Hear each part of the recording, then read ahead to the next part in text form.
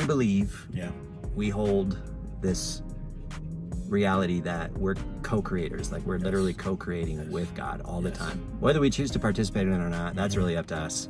God's always going to do God's part, and then we get to actually step in and participate with what God's doing in the world. And what I know of God, the nature of God is love. So that's the energy that I want to give. Yeah.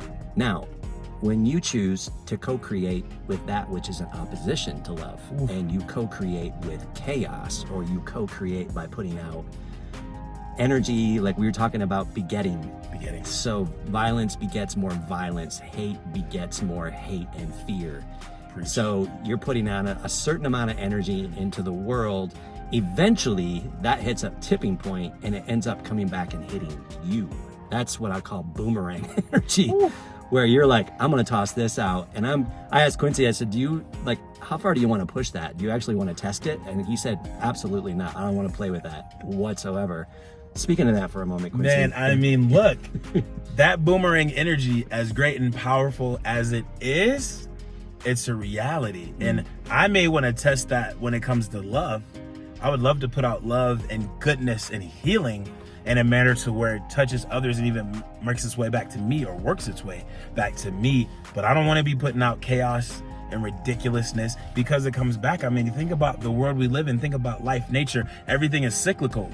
So when you're putting things out, we have a responsibility for what we put out, even when we're traumatized, even when we're immature. I mean, we don't have to be perfect, but we should be aware that this is going on, because I've seen some cases in which people even put out certain amounts of hate physically, and that's come back to them in terrible ways, sometimes even in ways that led to them being in the hospital or in a coma. So I think we should pay a lot of attention to how we wish to engage with this boomerang effect.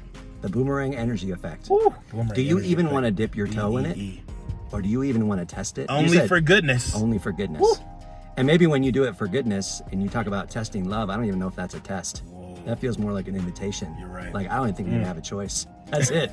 Bottom line, don't test the boomerang energy effect. If you're gonna test it with something good and delicious. Goodness. Don't- Pass with flying colors. Don't test it. Don't push it to the limit, because you don't want it to swing back and hit you, because it always comes back. It's cyclical, like you say. Let go. There it is.